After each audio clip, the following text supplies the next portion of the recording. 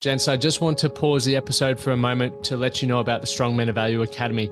You will have heard me refer to it a number of times, and I want to bring more attention to it. So this isn't just a program, it's a life-changing environment and community of men who are focused on personal and professional growth. We're looking at areas of relationships, wealth, and health, things to help you thrive and maximize your life. Imagine having bi-monthly one-on-one coaching sessions with myself, weekly group coaching calls, and an incredible brotherhood of high achievers by your side. Now we're diving into resilience, leadership, and holistic growth to not just succeed in your career, but to thrive in your health and your relationships. Your journey to greatness, it starts here. So join the movement and you can apply for the Strong Men of Value Academy. You can head to themanthatcanproject.com to find out more. Is incredibly special to me, and I gave her this big hug and she started crying and I started crying. And it was just like one of those beautiful moments where you're just like, okay, yeah, it was a good connection moment between my daughter and I. Yeah. The Man That Can Project podcast, a podcast empowering career-driven men to live more fulfilling lives. We are here to challenge your beliefs, redefine success, and talk about the important stuff in a relatable way. Don't forget to subscribe and leave a review. My name's Lachlan Stuart. Let's get into it. Episode 519, this is. This is 519? 519. I was actually checking Spotify before, and there's 534 episodes posted. Wow. But they got lost. So, but just like us. Officially 519. 519. That's my lucky number. Third time, fourth time? I think it's I should have done research. Third time on this podcast. Second time on my own. I was with Chris Wayne. Yes. Is this only the second time by yourself? Yeah, I think so. Well, there you go. Yeah. Ladies and gentlemen, I should have read up, but we've just come back from the golf course. And I asked George the other night, I was like, we should do a podcast because you've just taken this huge leap. Or we all have. Mm-hmm. And one of the things that I know a lot of men struggle with is making change in their life, especially when you're extremely settled. You were extremely settled. I too was very extremely. I was very settled. Yeah. But we've all packed up our lives and moved. We have. It's been a long, arduous process of trying to get everything organized. I mean, we were talking about this a year and a half ago. I feel like we wanted our visas this time last year. And it was just a very slow and drawn out process. And I mean, it definitely didn't come without its doubts. I knew when I was packing up my house, I was just like, I can't believe we're packing down this beautiful apartment somewhere that we've worked hard to get into. All of the hard work that we've done has led us to this moment, and now we're just completely scrapping everything. See ya. And I mean, I've got a daughter. I had a cat. Well, I still have a cat. And you still have a daughter. I still have a daughter. And mum's back in Brisbane. It's just kind of like a lot of reasons for us to have stayed. But instead, we went chasing a bigger idea, something that, is bigger than any one of us, I think. And we've just sort of all been on the same page with it, which has been really nice. Yeah. And the fact that there's 6 of us working together on a singular goal is a pretty cool thing. Do you think it makes it easier because there is 6 of us? Definitely, yeah. Look at me like, that's a dumb question. Are you serious right More now? brains are better. Yeah, for sure. I think being here on your own, like I've got a friend, Greta, who moved to Vancouver to chase the acting dream. Yeah. And she left everything that she knew as well, but on her own. She didn't even go over with Damon, her partner. He still had a contract and had to work, and so she just went over on her own and never lived out of home before, and just moved to Vancouver on her own with no friends, nothing. Yep. And I think that would have been an insanely difficult thing to wrap your head around. Oh, man. I can't imagine doing it by myself. When I lived over in France, I did that by myself. I had mum come with me for the first, couple of weeks. So that was awesome. She set up the house. But then after that, it's literally like having to go network. Even all the networking we've done has been easier because it's like, if this conversation bombs, I can literally just turn to my right and you guys are there. Yeah. But it's like, if you're like, when I went to that skeet shooting the other day by myself, I was like, oh man, I need to find someone that I know and just hang on to them. Yeah. Because it's just uncomfortable. But I think that's also like part of the fun. So when you take the leap, it's like, okay, so much easier for us because if we fall, we're all gonna. Yeah, we've got each other as Yeah. a safety net, and the fact that we get to do this together is I mean, it's whatever happens over here with the band, regardless, we've got this memory that we moved over to the United States, the six of us, and we're in it together, and all got the same like length of visas and all focused on the same goal. Yeah. But very cool. And we all have apartments next door. So for those who are following along at home and don't follow us on social media, we were originally going to get a house together. And we all wake up and go to bed at different times. Plus, we also like space. Mm-hmm. So we got apartments. And this complex or this building just happened to have 3 apartments right next door to each other, which works an absolute treat. Yeah. So drop on the photo. Yeah. We'll post a photo on YouTube for those who are watching on YouTube. But it's just so convenient because if you want your downtime, you've got your downtime. We still do plenty of family dinners. Which works an absolute treat. And look, we're having just an astounding amount of emails from people saying, hey, you guys should start a reality show. Now, we've actually only had that happen once. But I think there's so much that I want to document, and I think from all 6 of us, because while we've got the same goal, we've all left stuff behind. You know, your wife, Kathleen, left behind her her clinic. I was going to say practice, but clinic sounds more professional. Yeah. I mean, that was stressful for me as well, knowing that she was packing up and leaving behind a very good thing that she's been working her entire life for. What does that mean to you? Like, how does that? That means that, I mean, obviously, it shows me that she really loves me and cares about me and believes in me, which... the wedding didn't do that. Like... Yeah, obviously weddings are one thing, but just to put it into practice and be like, no, I trust you and I believe in you. Yeah. I'm going to say goodbye to my career for a little while. Yeah. And we're going to rely on you and chase your dream for a minute. Yeah. Do you feel any pressure from that? Yeah, for sure. Like leaving, I was just like, Colleen, you should stay and keep, working on your dream as well. Because like, I don't want it to feel like she's losing something by coming with me. I think that's like, I'm on the flip side. I'm on like Kathleen's side where it's like you sort of give something up, but I think that's what the beauty of this whole experience is. And I think there's a lot of people, some people miss the boat because they're just always over analyzing things, and analysis by paralysis. Yeah. Where we've definitely thought about things and thought about what could go wrong. And obviously we're all taking a significant cut in pay. And then you got the, exchange rate here, which is literally half. It's horrible. I couldn't even afford a new podcast setup, hence why we're doing but couldn't even afford any podcast guests. That's so I was like, George, just went next door and knocked on my neighbor's door, and I was like, I'll give you milk and cookies if you come on my podcast. And here we are. But I think that's... I'm holding you to that, by the way. Part of the fun is like, and we're all well aware of it, but within taking the risk, it's like, if we didn't do this, we're all going to continue getting the same of what we've already got, which, we were very comfortable. We all had nice places set up. We had great friends. We were living a good life. Yeah, who likes any of that stuff? No one likes that. And all we're doing is trying to just get more of that. Yeah. But I think you only really get like one shot, because the older we get, the more responsibilities. As you said, you've got a daughter. Amy and I don't have children. Nor do Emma and Liam. So the older we get, the more responsibility. So it's like it had to happen now, and we could literally fall flat on our face, but at least we gave it a go. Yeah, exactly. And fortune favors the brave, as they say. And no risk, no reward. I mean, that's what our song Geronimo is all about, And we had to try, had to put practice what we preach, and make the leap. Yeah, you pretty much wrote this song 10 years ago. For this very... Yeah. Like, that's what it's for. You can't write a song like Geronimo and then go, I don't want to go. I don't want to make the leap. I'm so comfortable. I'm so comfortable. It's way too easy. Yeah. No, it is a huge thing that we've done. And it still doesn't quite feel real. Like, we're a month in now. Today, literally. We landed. Month anniversary. We landed at 5:20.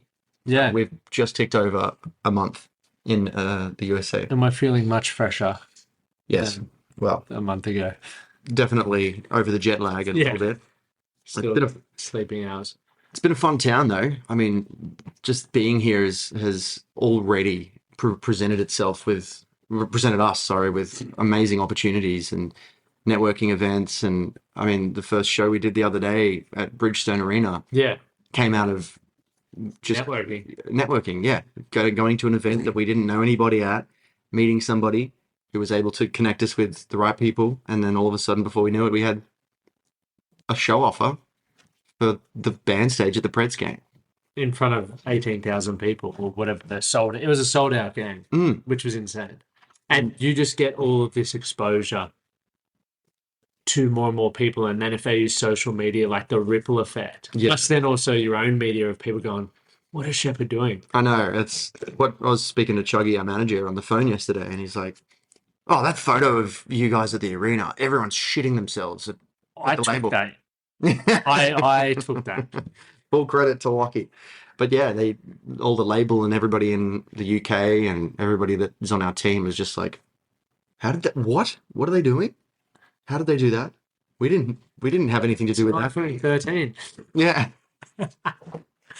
No, but this is the cool thing. I think when we break down, there's so many different ways to create success, but ultimately taking it on and taking responsibility for it is the best way to make it happen. And as we've already said, just like we packed up our whole lives to move, which is a risk in itself. It's very expensive, which also cost us money from income coming in from everyone. So that's like when you look at finances, it's quite daunting, especially you have a daughter, we have a mortgage, we've all got a lot of bills. Yeah. To then get over here and go, okay, well, we know why we're here. Yeah. The goal is X. We're going to do whatever it is to make that happen. And as likely as possible. Yeah, as likely as, and all of us are compromising. It's like, I'm normally I'd never go out on a school night. Mm-hmm. We haven't had a night. Tonight's our first night home. Yeah. I'm so excited. Like, watch a movie. Yeah, but it's like we're all, everyone's, all six of us are rallying, which is sick. You just kind of want to remove as much chance as possible. Yeah. And just like put yourself in the situations where, luck can happen. So it's not even like, exactly that. It's like, rather than making it certain, it's like, that event the other night, we're like, don't know if we want to go, but we're just like, let's just meet as many people because we don't know what opportunity. And we're so lucky that we went because for those of you who don't know, it was my birthday last weekend, and we kind of didn't waste a moment of that day. We were like, after we went to a barcade, went tailgating, bought the soccer, went to the soccer, and then we came back home, and then we went out to Broadway afterwards, and my friend Chris Anderson was in town for 24 hours. So we had to make the most of this 24 hours and just like, we partied hard and got like 2 hours sleep. And that was that next day when we were like, oh, do we want to go to this Canadian Thanksgiving dinner? We don't really know who it is. We don't know what it's for. Like, surely we can skip out on this one. And credit to Lockie, he was just like, nah, we're going to do it. We're here for a reason. And we just kind of took that leap of faith. Yeah, and it was those connections that we met. But that's the other thing as well, is like everyone has been so welcoming for us as well. Definitely. That's been phenomenal. And before I even go into it, what's your experience been from the environment we've been in here, like welcomeness,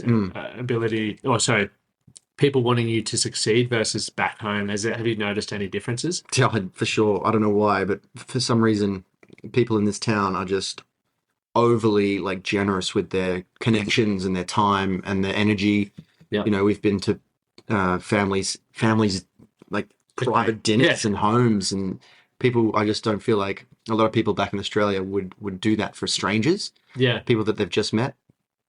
But over here it's like, so Phil Barton, for example, he's the man. He's a songwriter that works with Amy quite a bit. And we went and watched him at the Listening Room the other night, which is like a little bit of a songwriters round where there's a couple of different songwriters and they take turns singing songs, telling stories about where the songs came from. It's a very big honor to be, on that stage as a Nashville songwriter. And it was definitely on our bucket list of things to do within the 3 years. Yeah.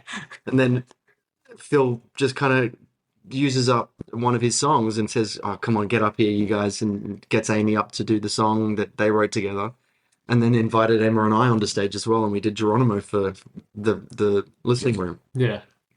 And it was just, he gave up his time that he had earned by writing music and being in Nashville. He gave us a moment to sort of invade the stage and take over the show for a minute, which I was very, very grateful for. Yeah, it's something like we've never experienced. It's the reason why when we were here last year, I was like, this place is where you want to be. Like, if you're in the years of your life where you're ambitious and you want to see what you can get, like, and when I say get, I mean like maximize with your career, it's a place to be, because everyone will connect you with someone who has done what you want or can point you in the right direction. And stuff happens so much quicker. They're not here to mess about. It's not like, yeah, man, I'll do that, and you never hear from them again. It's like, yeah, man, I'll do that. Next morning, it's like, you get a message. This is happening. You got to make this happen. You're like, I wasn't even prepared for that. Yeah. And it's very different to how it happens in Australia. I don't know why, but maybe there's just less opportunities, or there's not as much of a market in Australia. Yeah. So like any opportunities that do come about, people are like scrambling to get them. Yeah. Rather than over here where there's just an abundance of people doing different things, and producers and songwriters and events, and there's a lot more opportunities. So people are just like, I got some spare opportunity here. Do you want to take some of that? It's kind of like very generous. Yeah. I think now that I think about it, you think about even Brett, who's connected us to so many people, has never done so much for us, never asked for a single thing, but it's like we always go back to thanks, Brett, for the introduction or whatever it is. And maybe that's something we can take back to Australia, where it's like, even if you just introduce people, doesn't do anything for you technically, but your name is always there. Yep. In the back of them. Yeah, for sure. Which I think, helping people get to where they want to be. But I think I'm definitely guilty of having that back home, is like, oh, and if they get business out of that, then I won't get business out of it. But here it's just like 20 times as big as Australia. So it's pretty phenomenal. Yeah, it feels like there's room for everybody here. Yeah. What's the goal for you? Nissan Stadium. I think that's probably with your best American accent, sorry. Nissan Stadium. Nissan. No, yeah, I obviously, like, short term, we want to be touring. We want to be kind of building up the fan base again. Like we've got a fan base over here, and I mean, it's still the biggest share of our Spotify listenership is in the USA, even though they're sort of spread out. There's more that we have in the US than there are in Australia, which is our home country. So getting out there and doing a tour or two next year would be great. Yeah. Hopefully we can get on the back of another bigger artists tour and be a support act and sort of go around the country that way. It would be nice. Love to write some absolute smash bangers. I'd love you to do that too. Yeah, that'll be fun. So I think we're in the right spot for that. And then, just sort of keep building our fan base to get to, theaters, larger rooms. What does it take to do that, though? What do you feel like it takes to do that? I mean, it's just a song connecting. Yeah. That's a big part of it. And you being there to connect with the audience that connects with the song. Yeah. So, doing things that make fans feel like there's a personal connection there. I think that's obviously social media is huge. And Emma and Amy are obviously onto that big time. But yeah, it's something about like a personal connection that they have to a song or a show. Every time we play a show, there's somebody's first show that they've never seen a band before, and this is like their first time being at a live concert. And so they're going to remember that for the rest of their lives. And you've got that sort of personal connection with a fan. Yeah. It's about building those one at a time, really. Yeah. So you can either have a big moment on TikTok with a song, or you can, go the hard yards and do the long road and just keep on playing shows consistently, performing well. Giving fans an incredible experience. I feel like my eyelids are stuck together from golf. Is that why you couldn't get straight? Man, I played really well today. So as a dad, how was it? Because I'm just thinking about like what blokes are thinking back at home, and you've already covered some things that people think about that probably hold them back. But like as a dad, how was it for you making the decision to obviously leave your daughter back in Australia at the moment? Yeah, obviously it wasn't easy. I mean, Madison doesn't live with me, and she's never lived with me. Yeah. Which kind of, I don't want to say it makes it easier, but we're used to be living apart. Yeah.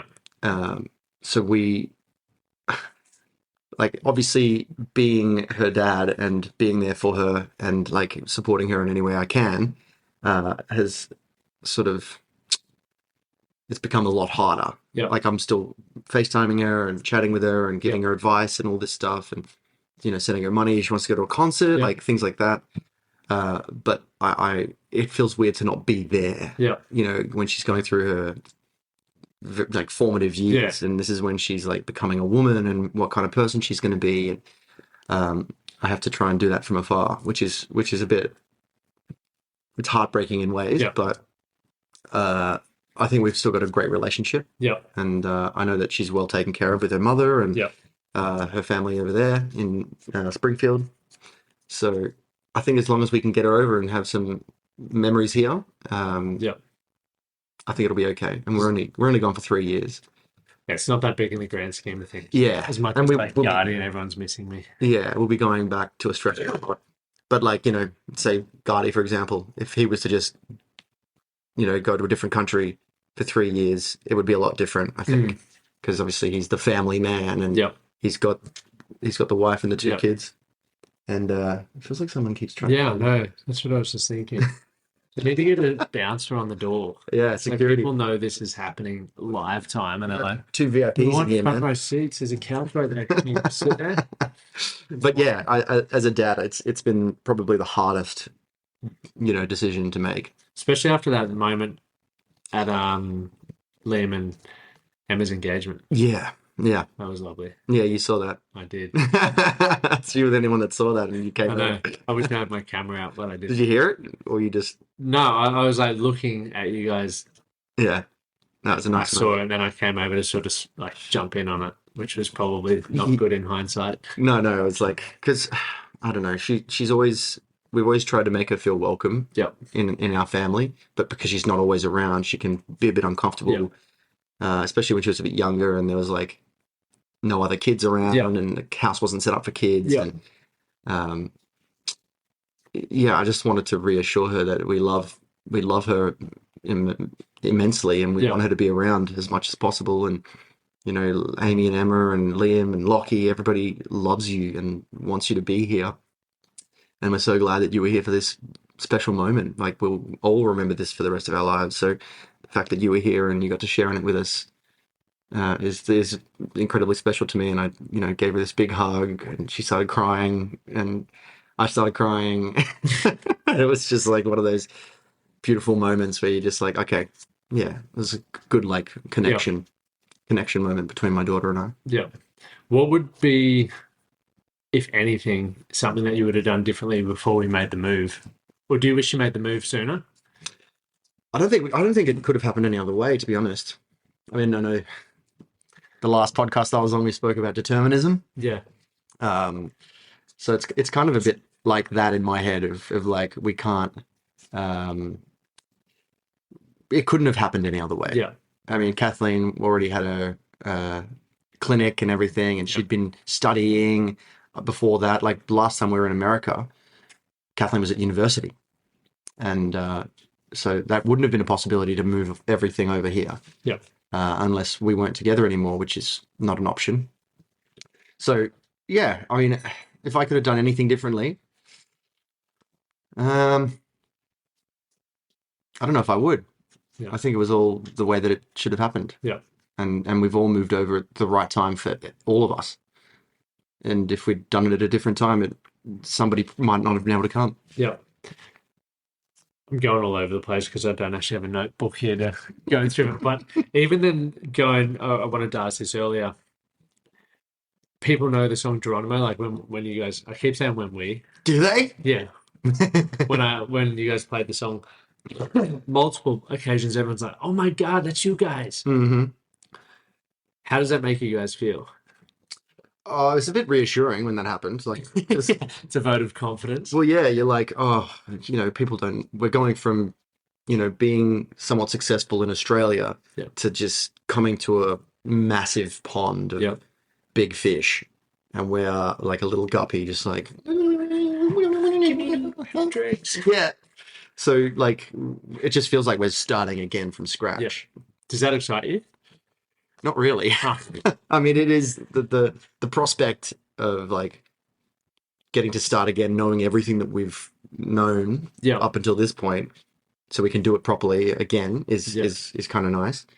But yeah, having pulled out Geronimo the other night, and then people are like, "Oh, we know this song. Yeah, of course we know this song." Yeah, it's like, okay, so we are not just coming from completely on the ground floor. Yeah. Like we might be on level 2.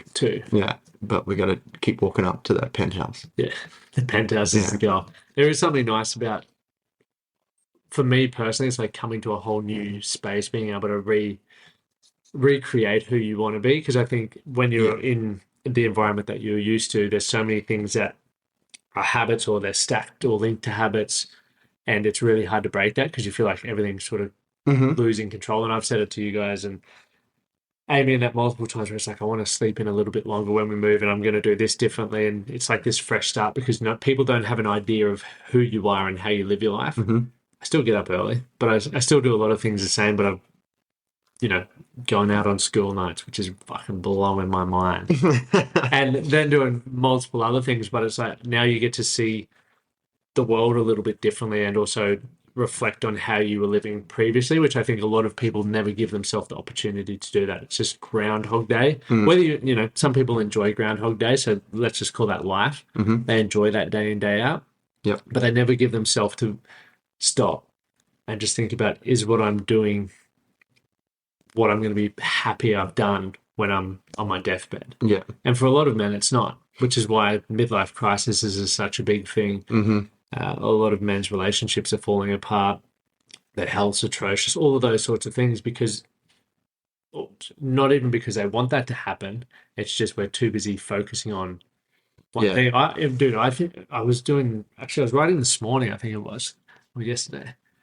And I was like, I give out all this advice, but I'm still so bad at acting on so much of it still. Like with my clients, I'll be doing certain things, like I'm like, you need to sleep more. I check my Whoop and I've just pounded myself for 4 days. Yeah. I'm like, dude, you need to sleep more. But then in my head, I'm like, I have to, because obviously coming over here, I've sacrificed a lot of income. So all my brain's doing is, you need to get back to that income ASAP before you're comfortable. Yeah. Which is like this good but also bad thing, because you can't just enjoy. You're sort of falling back into the same certain things. Right. Yeah, you need routine. to build back. And that's the challenge. Yeah, it's kind of like, it is easy to just fall back into the same habits that you were back at home accustomed to, when you're trying to reinvent yourself and you're trying to, start a new thing going on. I mean, there's always going to be that part of you. There's, no matter where you go in the world, there you are. It's. Can you say that again? Wherever you go, there you are. Like, we're on the other side of the world, and it still feels like we're just here. Yeah. And a lot of people can fall into the trap of like trying to fix their problems with, changing the environment. And like, obviously that can help in some ways, but it's like the ghosts can follow you. Yeah. And because it's inside of you. And like, for me, it's still a case of like, I'm in a very, because I was really trying to work on my drinking before I left. And now that we're in Nashville, it's like, oh, well, now you're in a spot where there's even more events and like it's more late night. And it's like part of the lifestyle of the music industry to be like going out, catching up, mingling with people, networking. We got the CMAs next week. So jealous of that. Things like that, where it's just like there's so many more opportunities to fall back into my bad habit. And so just trying to kind of keep on top of that and remind myself of why I'm here and what we're doing. Yeah, it's it's definitely harder. Even like we went to golf before, and as soon as Ryan rolls in, he's like, beers, beers, beers. And I was like, oh, whatever. Yeah. Sure. Yeah. And I was So, like, no, I'm yeah, down and as soon as you said no, I was like, dang it. But yeah, you don't want to feel rude as well at the same time. But it's also like as well, you want to enjoy these moments. Yeah. As well. So it is really tough.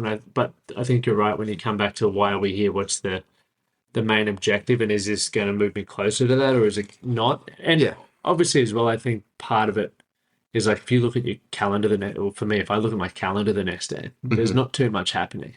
So it doesn't matter if I have a beer at golf. Yeah, it's not going to impact me. Whereas previously it's like you're on from 4:30 till whatever time. Yeah. So there was a lot more responsibility. Whereas now, as we're trying to, I guess, rebuild, it's not as full. But then I'm thinking to myself, well, should I be working harder to get that? And that's where I think so many people and so many men struggle as well. Like we adopt this identity that we need to protect and provide. And we also, for me, it's like, I want to make something of myself. So therefore, until I've achieved that, which the goalposts continue to move, I can't stop. It's a really fucking challenging thing to live. It's like I'm my own worst nightmare. I'll be a fun patient, but it's just wild. Yeah, I mean, like, just trying to have that balance of like, doing what's required and what's expected of you. Yeah. Also trying to stay sane and have a good time and be professional and like it's just constantly this ever evolving, moving puzzle piece that you've just got to try and navigate as best you can. No one's perfect, and we've all got vices and hang-ups and bad habits and good habits, and we're human at the end of the day. We're just trying to make it work as best we can. Yeah. So we got to stop being so hard on ourselves. It's a good point. Because we are doing pretty well. Like, oh, massively. Like, when you disassociate from the situation, like our lives at the moment, like I'd love to be there. Yeah. But then I'm also thinking I'd love to be where that person is. But I think we were joking about it the other day. I was talking to someone at one of the events where it's like all the shit that we're going through right now, like how you guys got a whole show ready in 3 days, as much as like from the moment we woke up to when we went to bed was chaos. Now it's like you look back and that's the best story to tell. Yeah. It's not actually even the thing. No. It's just the whole lead up to, which is nuts. The whole like the worst experiences make for the best stories. Yeah, that was not that it was the worst experience, but it was just very stressful. Yeah, trying to make sure, because like I'm not a production manager. I'm, just trying to. Well, you are now. I could probably put it on my resume now. But yeah, just new Instagram bio. Trying to figure out what equipment we needed, like how to get the backing tracks. Yeah, and how we're going to play the backing tracks. We don't have any musicians. We need a guitarist. We need a drummer. And you just sort of like, have that checklist, but it's never that easy to just go through the checklist and tick them off one at a time. Yeah. You're constantly going back and forth, like 3 phone calls, an email comes in, and then it's just like you're just juggling all of these tasks, trying to be like, stay on top of it all and without cracking the shits at anybody. Yeah. One of the highlights of that experience, I think you said it yesterday or the day before, it's like I feel like I can do anything now. And for me it's like that's why I love fitness so much, is because when you push yourself to do a 5K, whatever it is, you always push the limits a little bit more, get into that uncomfortable zone. You've now just proven to yourself the limit that you thought existed is now blown apart. And then you're like, okay, well I can do that in 3 days, what can I do in 2? And it just keeps pushing, and that I think let's book a show tomorrow. Let's do it, and let's start again.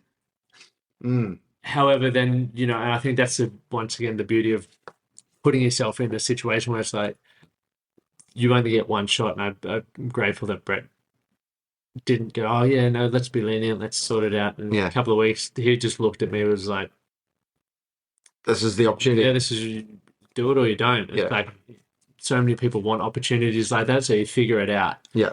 And that's what I think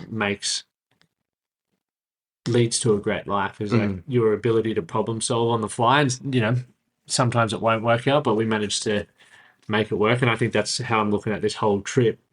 Worst case, We go back with some cool stories and whatnot. Best case, we're going back loaded. With bangers. Yeah, with bangers. We'll Yeah. have set out everything we wanted to achieve, which will be awesome. When opportunity knocks, answer the door. Who's there? That's what we did. Exactly. The opportunity. I got a couple of special tickets to the Preds game for you. You want to come in? Yeah. Just reminded me of Nathan, man. Thanks so much. So much. Yeah. So let's see what adventures await. Exactly. I mean, every day is just a new thing that happens. Like even today, like getting invited to golf with a new friend, Ryan. You know, and we're just like, all right, let's go. I'm going to say yes. Yeah. And we got in trouble for taking too long. Yeah, dude, this dude, he was the crankiest bastard, wasn't he? Old Steve. If Steve ever listens to this, Yeah. Shelby. Well, you know, we're throwing some charm and humor at him at the start when we're renting the clubs, and he's like, "How many balls you need?" And Liam was like, "For a 9-hole course, 15 balls." And he's just like, Yeah, he just deadpan. You guys are bad. yeah, Just like, yeah, just that's the joke, mate. yeah, that's what we're running with here. We're renting clubs. Yeah, It's like, we don't look like golfers. yeah, and like we're about halfway through the course, Literally then 6 holes in. 6 holes in, and this go-kart comes over the hill. This golf cart, sorry, and it's Steve, and he pulls up next to you guys, and what does he say? He's like, I've been looking for you. Why are you taking so long? Is that what he said? Why are you taking? Yeah. And we're like, he's like, you're only 6 holes in. Normally 9 holes takes 2 hours. It's nearly 2 hours. And we're like, yeah. And he's like, well, I'm waiting on your buggies. I'm like, dude, we can't find the balls in this bloody autumn. Yeah, Like, there's there was leaves everywhere, and we were hitting them in the book. Nah, we were actually played straight today, which was good. Yeah, didn't lose a ball. But he just didn't have. He was just a cranky bugger, wasn't he? Yeah, He didn't get and it. Liam was like, "Oh yeah, we're pretty average," and he's like, "Below average." Yeah, Righto, Steve. yeah. Steve's I'm like just just trying to- Aaron in the men's world. It's a golf course, man. Just relax. Just It's it's peaceful out there. Why people come out here is to just kind of clear their minds. It was a beautiful day. Yeah. You know, you work at a golf course. Relax. Just chill. Relax. Yeah. So, one final question: how do you think you are? Like, what is then managing or balancing? You know, we said we all got chaos going on. Like, how do you go about looking to manage that? This is the big question. Okay. Yeah, look, I'm notoriously bad at like organization and any sort of management of any kind. Like I'm still just very much living in the present kind of spirit, and I just take everything as it comes and try to, you know, ride the wave, so to speak. Just keep on the surfboard, because I find that's where it's fun, you know, not knowing what the fuck's about to happen, and things just surprise you and spring upon you, and it's probably terrible advice. Be like, Oh, mate, it is people what have it is. diaries, people, you know, make to-do lists, and I guess I'm really lucky in the sense that Kathleen is very like, we're not opposites, but we are yin and yang in that sense. You know, she's kind of like a very grounded, very responsible person, and she's like the anchor. I'm the kite, you know, Forrest Black. Yeah. So it works well, and Yeah. I think we make a very good team, the two of us. Yeah. Because I kind of lift her up a bit, and she's able to keep me grounded. Yeah. And then the six of us as a bigger team, I think we all fill a certain role, and Yeah. you know, fill the gaps that might be in our partner's life, or you know, in our organization, or like Liam's a tour manager, and he's filling out the calendar and making sure that we're all kind of at the right place at the right time. Yeah, I think it's having a good team. Yeah. Cool. Well, That was a long way to say just have a good team. that was a great way. It gave us an example of what a good team is. Yes, exactly. But mate, I want to have a bath. I know you probably want to. Oh, we're going to have a bath? We're going to have a bath. Okay. No, I know you probably want to eat. Well, that's for the extra subscriber Patreon. Oh, that's exciting news. Well, we won't talk about that yet for you guys, but something good's coming for you. Yeah. Thank you for jumping on, especially I'll give you your milk and cookies shortly. Well, I'm waiting. I've been a good boy. All right. Thank you guys for tuning in. Remember, if you liked this episode, share it on your social platforms. It's actually, I was saying to George before, it's because I can check all the data in the back end and see where everyone's coming from. And now it's popping up. But I think it's because we are in the US that it's on check out this podcast on Spotify in America, which is fucking awesome because now my American audience is bigger than my Australian audience. A lot of data in your back end. America. Thank you guys for tuning in. We'll see you next week. Bye. Thank you for listening to the Man That Can Project podcast.